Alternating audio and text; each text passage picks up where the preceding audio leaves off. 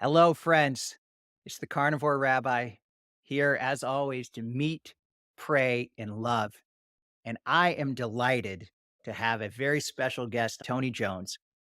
Tony is a unique guest because he is trained as a pastor and is a beautiful writer and thoughtful and avid hunter. And he just wrote an incredible new book called The God of Wild Places. And I found his reflections on hunting, on the process of valuing yet consuming animals really reflects a lot of the values of the carnivore community. He adds a spiritual dimension to our way of eating. And quite frankly, as I've talked about on the channel, I have found it that as a carnivore, I am much more in tune with where my food comes from and have a deeper appreciation of God's creation, the beings that make it possible. And Tony writes about all of this beautifully in the book. And I think it will deepen all of our appreciation for our way of eating. And before we begin, let's start, Tony, with your story. Who are you and how did you come to write this book? It's great to be here. It's great to see you again. Thank you. We've shared some great conversations over the years, here Yes. and there, sporadically, thanks to our mutual friend and now retired pastor David Wood, He's living the good life. retired to the coast of Maine. Yeah, Yeah. not a bad gig if you can get it. Yeah, it's great to see you again. My story, tell you briefly. I was a pastor because I felt called from a very early age to be a pastor. And as I write in the book, in about seventh grade, I first felt that calling on my life. And I pursued that with as much vigor as one can and succeeded externally. I had all the benchmarks of success, pastoring big churches and then writing Christian books and earning degrees, ultimately getting a PhD in theology, teaching, preaching in very big pulpits at big pastors' conferences, getting big book contracts, and then all of it completely falling apart ba- due to divorce. And then a few years later, a real ugly custody fight that spilled onto the internet and basically destroyed my career. And I found myself, instead of being pulled into the church, I found myself being pulled out into the woods, Mm. outdoors, where I was actually able to find some solace from the turmoil in my life. And I've always been a carnivore, but I was not a mindful carnivore. Uh-huh. And as I started to hunt, I became much more in tune with Mm. the meat I was eating and serving to my family. Hunting became a real central spiritual practice. And as you saw in the book, the butchering of animals that I've killed has become really like one of the core spiritual practices of my life. Yeah. Yeah. Yeah. How did that hunting, how did that closeness to nature, how did it help heal you? What did that closeness do? Was it just being alone? Was it feeling a connection? Talk about that process a little more. Yeah, Evan, I think took me a while to figure out what it was. And Yeah. at first, I don't think I was being real reflective about it. I was just doing it.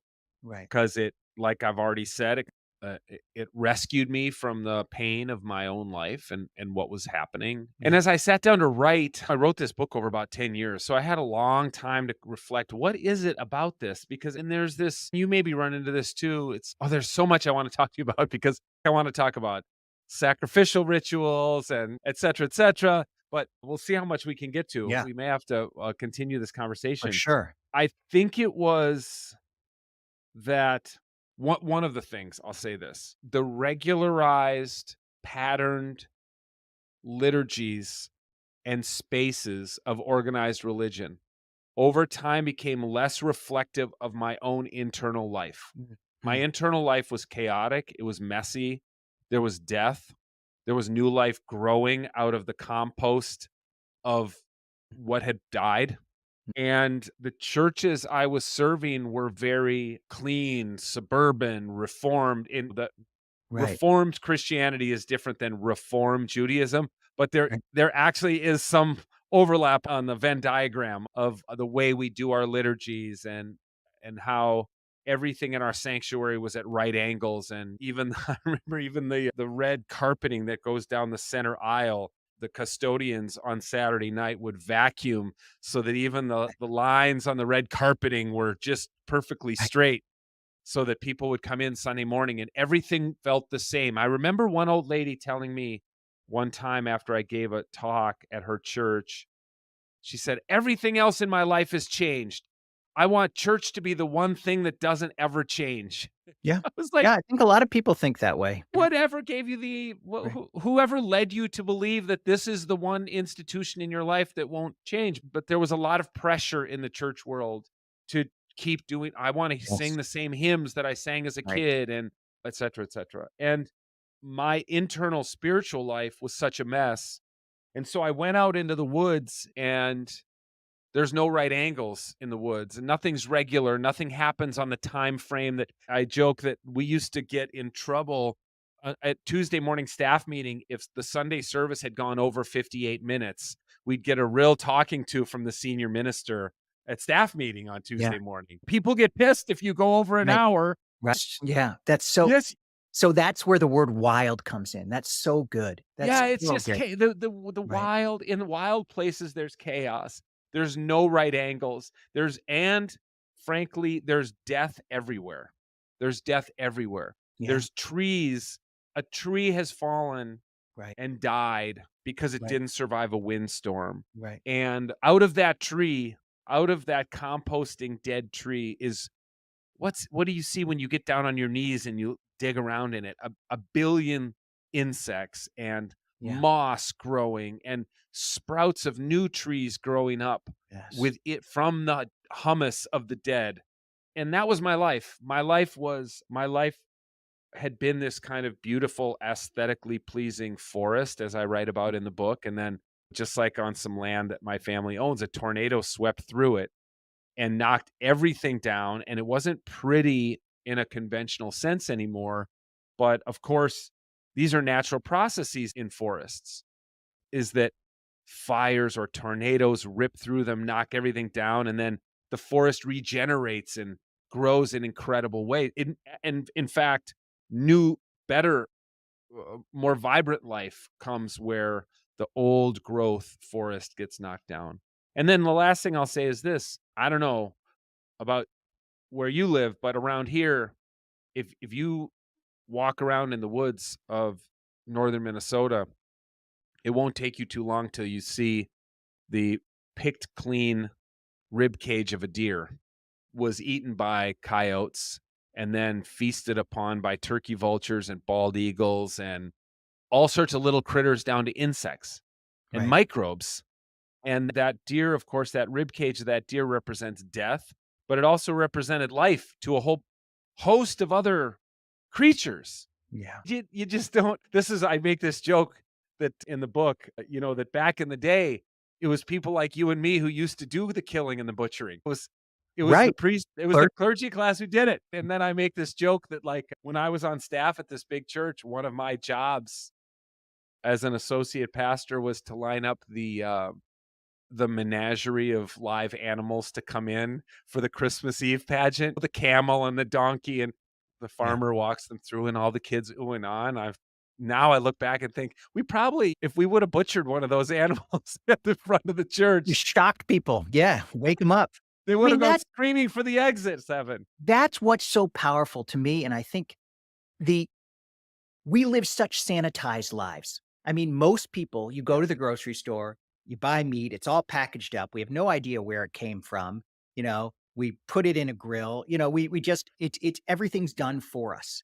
Yeah. And when you have a deeper appreciation of where it comes from and the process that goes into creating it and that life and death are intertwined, you appreciate it more. It's profound. I mean, some of the stuff you talked about with prayer over animals and your friend in where's that in South Oh, Dakota that oh, yeah, yeah, yeah, that was beautiful. But one yeah, thing as someone who trained as a pastor, got a doctorate, one of the things that people say to me is, "Well, Adam and Eve were vegetarian. There was no meat in the Garden of Eden. God wants us to be, vegetarian or vegan. What and why are you yes, death is part of life, but why are you advocating death?" How do you I mean, I kind of know how you answer it, but can you yeah. explain how do you address people who have this moral qualm about hunting or just eating meat generally? This is I have a multi-pronged answer to that question, and I'll just tell you a funny story that happened since I wrote the book. That a couple weeks ago, I was flown to Los Angeles to debate a Christian vegan Oh, good. who yeah, he argues that Jesus was a vegetarian Mhm. and that when he cleansed the temple of the money changers, which arguably was the last straw that led to his crucifixion, that he was actually an animal liberationist. And that's why the temple leaders and the Roman government got so mad at him because they were in bed with big ag and big meat and they had so much money. So that, and now the Vatican has covered this up for 2,000 years. It's a real funny conspiracy theory kind of thing.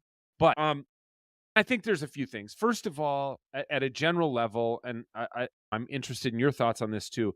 Hunting was a regularized part of the life of ancient Israel because in a lot of the Levitical laws, it will list, for instance, animals that can be eaten, and 2/3 or 3/4 of those animals are animals that are hunted. Yeah. But you can eat the antelope and the gazelle and the this and the that. These are not domesticated animals; they're hunted animals. Right. And I just fundamentally, first of all, I don't live as though the story of the garden is some kind of idealized past that we should try to get back to. I Mhm. think it was a way that ancient Israel told the story of how did we get here to where we are today. Mm. And I don't think it was ever like the reality for Israel was always east of Eden, always. Right. It was never let's get back to the garden. It was Right. always how do we live with the Lord post Eden.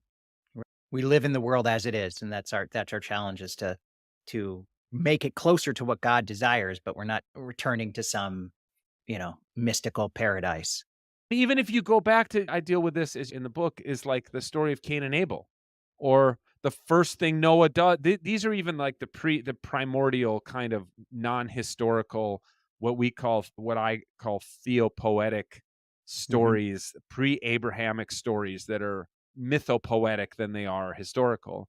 Well, what's the first thing Noah does when he gets off the ark? Sacrifice. Yeah. Sacrifices meat, and the Lord smells the scent of the burning meat, and he enjoyed the smell. The Right. Lord enjoyed the smell. So Right. One of the things in your book, this is reminding me of that is, some people say that eating meat and consuming and even fire eating cooked meat actually was part of the key parts of our evolution that yeah, increase our brain size. Same with hunting. I just talked with an Israeli archaeologist who talks about how when the big animals, the big fatty woolly mammoths were gone, and we had to hunt leaner animals, it actually required more brain power, and that, furthered our evolution. Whole interesting, it's his theory. I But love that. anyways, yeah, it was really good, but you have a great I had not seen it before where you talk in the chapter about dogs, about the Yeah, evolution of human beings. Can you explain that? Because I had never sure. heard that, and I think my audience will like that.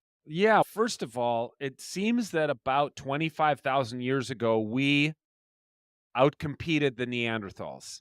Somehow, Homo sapiens defeated the Neanderthals. And Right, even within Homo sapiens, some clans or tribes outcompeted other clans or tribes. And right, you and I are here because our ancestors, at least long enough to procreate. You know what I mean? right. And so anthropologists, of course, try to figure out what is it about this. And as you've already said, one of the things it seems we did that Neanderthals didn't do was we started cooking meat, which killed a lot of the parasites and Yep. made the meat is so nutritionally Right, dense and right. so highly caloric, but also full of all sorts of other stuff that human Yes. beings need to grow brains. Then there's this other piece that you just alluded to that anthropologists think that because over the course of maybe 10,000 years, we domesticated wolves Mm, and they became canine. yeah. They became our dogs. They did two things. They helped us hunt, and there's all sorts of archaeological evidence that early Homo sapiens used packs of dogs to, for instance, run large mammals like buffalo off cliffs, and then the humans would be at the as the all these animals were dying of broken bones having dogs. This is, for instance, in North America before there were horses, they natives were using dogs. Right. Okay. And then the human beings would finish the job on these large mammals. And then of course they would share the meat with the dogs Right. because they were hunting partners. And then the other thing that dogs did was, and if any of your viewers have dogs, they know this. Dogs are pretty light sleepers Yeah. and they wake easily. They hear like a car drive by and they're ready Right. to bark. Yep. So dogs, as wolves became domesticated, they guarded human encampments and allowed human Homo sapiens to sleep longer, which allowed our brains to grow. It seems very clear to anthropologists that longer sleep periods Yes. was one thing we had that the Neanderthals didn't have, and our brains grew over time as a result. That is fascinating.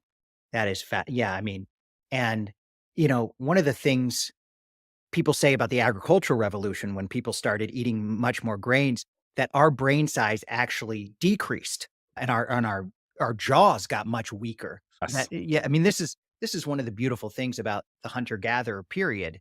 And to me, one of the larger I mean, you tell your own personal story in the book Mhm. about you know, sort of restoring that the nature restored some of or connected with what was really going on inside of you.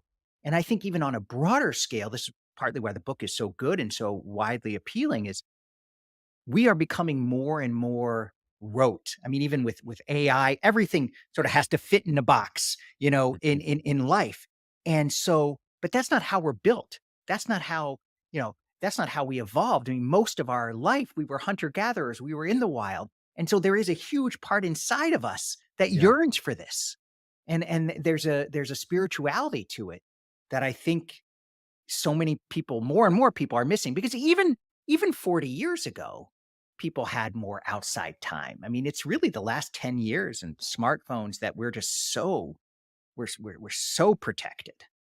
We're s And it's harder and I mean, the very things made our ancestors successful, and that was their ability to navigate risk, for instance, Yes. their ability to evade other apex predators who would have feasted on them. This is what your ancestors and my ancestors successfully did, enough so that we're here. And I think it makes evolutionary sense that we would do everything in our lives then to mitigate those risks to ourselves and our species.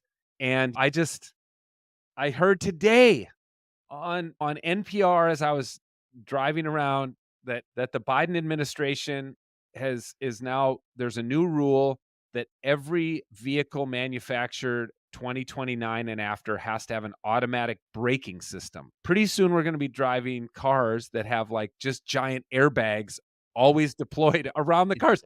And I yeah, get it. Of course it makes sense. They want to decrease fatalities on the road and there's distracted driving, et cetera, et cetera. I get it, but also it's just endemic of a society that says, let's mitigate all risk. right, Let's right. wrap our kids in Yeah, bubble wrap. Let's make sure they're never hurt. They never are alone at a park because something bad might happen. It's across society. So for me, and you mentioned my personal story, and this is just for me, but for me, having been on this trajectory of success, worldly success, to have it all collapse, what I then felt like, I was like, this modern world has failed me, mhm. or I failed it, or we failed in tandem, whatever. I just felt this urge to get back to more primordial ways of life. And look, I'm not hunting with a spear Right. and running buffalo down barefoot. But I'm involved in the food I eat. Yes. I go hunt, I kill things and I eat them. And I, as from the book, I've worked very hard to avoid euphemisms for, I don't talk about I harvest an animal and I don't say that my father passed away. I say Right, my dad died and I kill animals and right. I eat them. And there was a deceased Christian theologian named Stephen Webb who was a vegetarian. And he argued that the 5% of Americans who hunt And the 10% of Americans who are vegetarian have that 15% of the American population has more in common with each other than they do with the other 85%. Because at least that 15%, the vegetarians and the hunters, have an appreciation of the death. This is all back to your question of a few minutes ago. They have an appreciation of the death involved in eating meat. Mm. And I think vegetarians, frankly, are responsible for the death of all sorts of critters too, because Oh, 100%. every time anybody can come out and hunt with me in a cornfield in South Dakota, and you know what you won't see? Critters, insects, anything. That land has been scraped clean of Yeah. anything living that would interrupt the growth of corn. Yes. I wanna So see this debate. Has it already been recorded between you and the yes, it people? has. Yeah. It's gonna come out. I'll definitely send it to you. Okay. It's a bit Looney Tunes, but I think you'll find it fascinating. You should probably do a little monologue on it because it'll drive you crazy the way this guy uses the Hebrew scripture. But Oh, good. I could do a response video. So tell me, how does it feel? Because well, I've experienced this on a small scale, but how does it feel when you consume something that you hunted and killed? I mean, do you and how does that differ from, ordering at a steakhouse? the more I hunt, the less I feel good about ordering something at a steakhouse and the less I do it. Yeah. Courtney and we're empty nesters now. And so the protein needs at our house have dropped since my teenage sons have Yeah.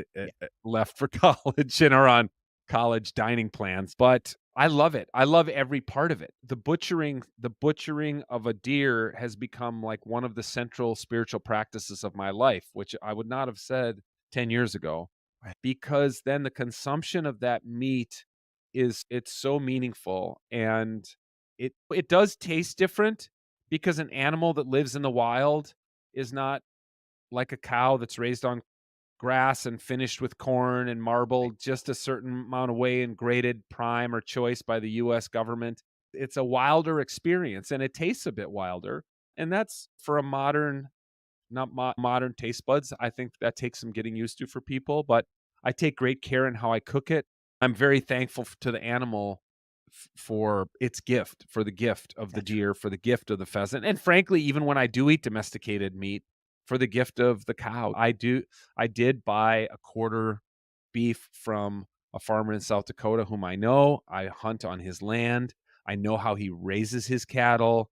And to buy it directly from him is also a very different experience than going to the store and looking. You pick up the one and you're like, I don't know, and you drop that one and you pick up another one and I don't know. You look for the one that's just the right price or just the right number of steaks or something like that. And it's very different when you're cutting it yourself on the back of a pickup truck and wrapping it in butcher paper and putting it in a freezer. Can I ask you a question? Absolutely. Is that I've got a Absolutely. friend I got a friend, Rabbi Joseph Edelheit. He's a dear friend of mine. Yeah. You might know of him a little bit. He's a U Chicago alumnus and Yeah. He was in Chicago for a period of time, I think. yeah, and he's it's just a wonderful guy and endorsed my book and just a very dear friend of mine. And he's been on my podcast, but I want to have you come on my podcast and talk about this as a The follow-up. honor. He says, "Tony, Jews don't hunt. Yeah. Jews don't hunt." And it's his funny joke with me because of course I have met Jews who hunt and even have hunted with Jews, but as a general rule, he's not since Nimrod, man. We just Nimrod was the last one. So I wonder what's your experience of that? Do you hunt and do you have any interest? Because I'd be happy to take you. I don't, but I have an interest. I don't hunt, and I definitely do know people who do hunt. I think the main reason is less spiritual and religious than Rabbi Edelheit. I think mainly Jews lived in cities. Yeah, Jews for almost all time. I'm sure even in small towns and shtetls where there were forests behind, Jews went and hunted. I'm sure. certain. But really, over the last couple hundred years, because Jews have generally been more urban, and for a long time, especially the medieval period, Jews couldn't own land. I'm Right. certain, probably certain areas hunting was forbidden. So it just Sure. never became part of the culture.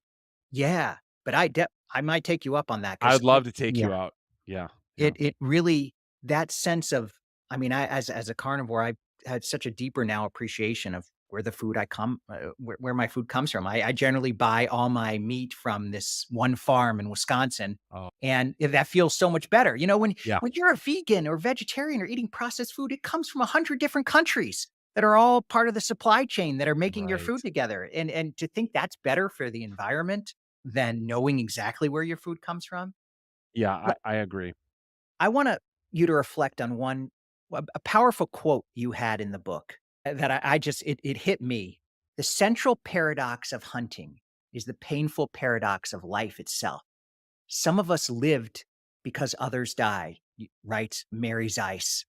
We've Mhm. tried to hide this reality by manufacturing dualities, human animal, warm blooded, cold blooded, animal plant, that facilitate the construction of these hierarchies of consumption.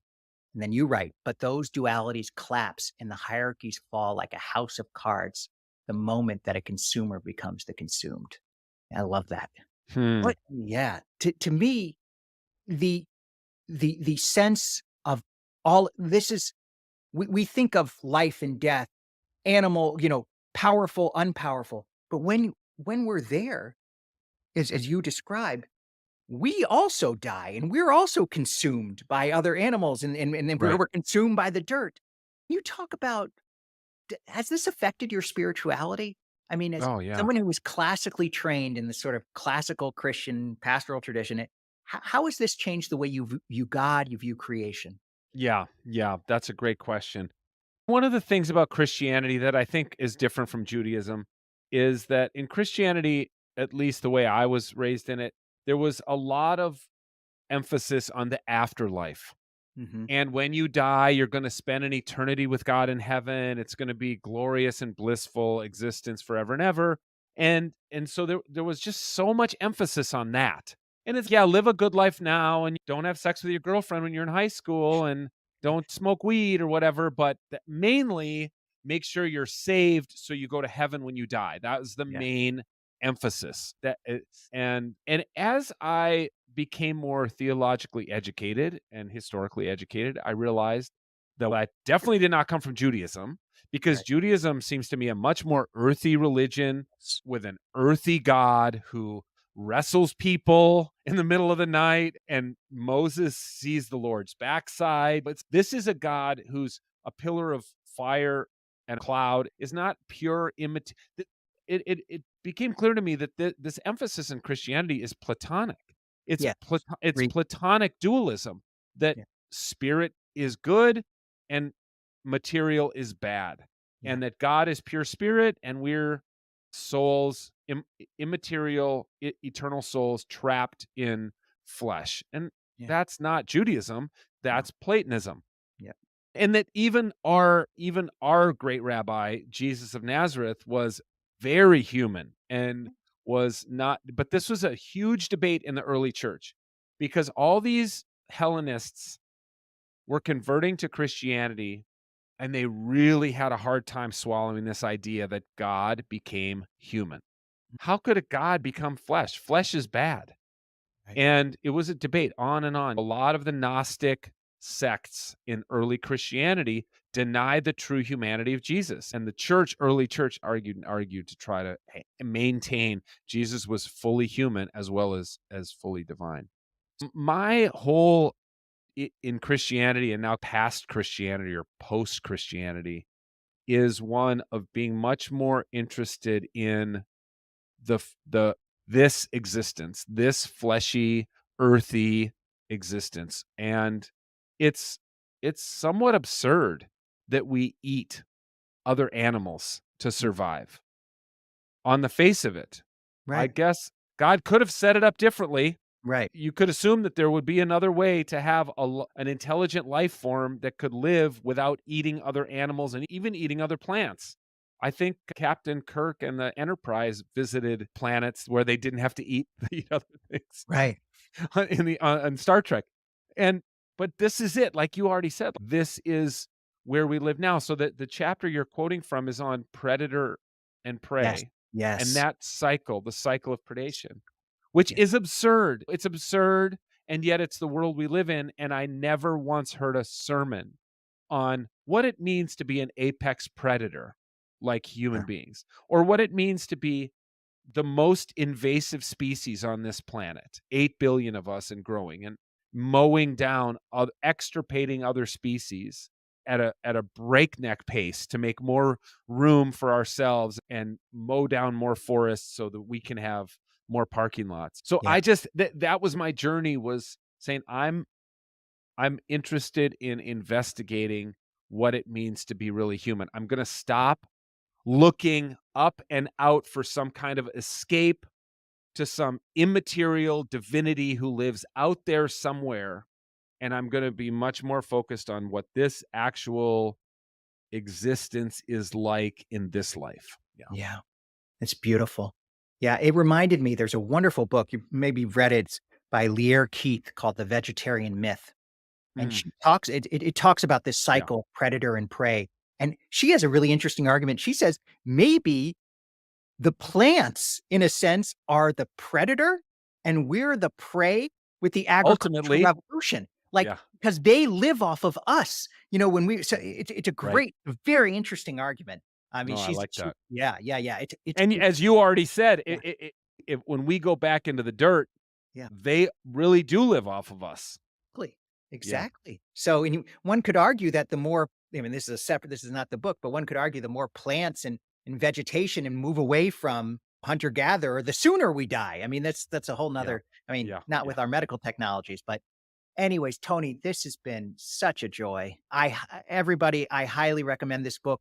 Even if, you don't have to be a person of faith and you don't have to be a hunter. The sense of spirituality and depth that Tony you convey in this book, it's really moving and it changed it helped enhance my view of made me think more when I eat and made me feel deeper appreciation. So thank you for the book and for Yeah. your friendship. It's great to see you, and come on, I'm gonna get you on my Yeah, podcast here, soon, and we'll keep this conversation going over the interwebs, and then I'd love to do it keep it going in person too.